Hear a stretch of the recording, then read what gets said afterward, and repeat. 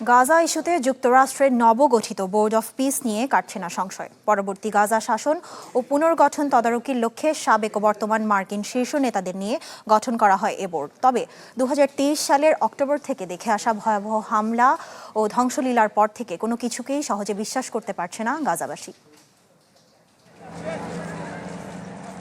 হামলা, অবরোধ আর বাস্তুচ্যুতির কারণে গাজাবাসীর জীবন এখন পুরোপুরি বিপর্যস্ত।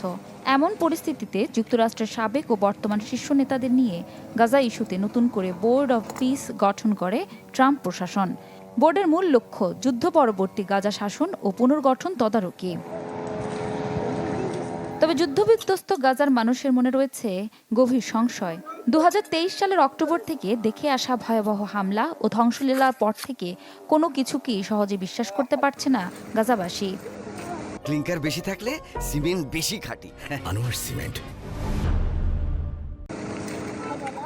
তাদের মতে রাজনীতিবিদদের অনেক সিদ্ধান্তই গাজার বাস্তবতার চেয়ে অনেক দূরে। অনেক গাজাবাসীরই ধারণা, যখনই কোনো পরিকল্পনা নেওয়া হয় তখনই বাধা হয়ে দাঁড়ায় ইসরায়েল। অনেকের মতেই তাদের জন্য করা এই পরিকল্পনা তাদের বাদ দিয়ে সিদ্ধান্ত নেওয়া মানেই সেই পুরনো শাসন কাঠামো ফিরিয়ে আনা। ট্রাম্পের প্রশাসনের অধীনে শান্তি বোর্ডের সফলতা বা ব্যর্থতা ইহুদিদের উপর নির্ভর করে। যদি তারা এটি সফল করতে আগ্রহী হয় তবে তারা এটি সফল করবে, এবং যদি তারা না চায় তবে এটি ব্যর্থ হবে। তবে আশার আলো দেখছেন অনেকেই। এটি মেনে নেওয়া ছাড়া বিকল্প দেখছেন না তারা।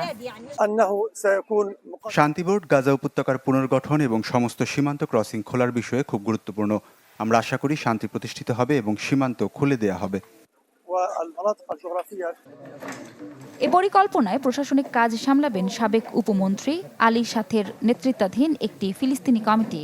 তবে এই কমিটির উপর নজরদারি থাকবে শান্তি বোর্ডের। তবে তা ইসরায়েলের উপর কতটা চাপ সৃষ্টি করতে পারবে তা নিয়ে রয়েছে প্রশ্ন। ইফশিতা জামান, চ্যানেল 24।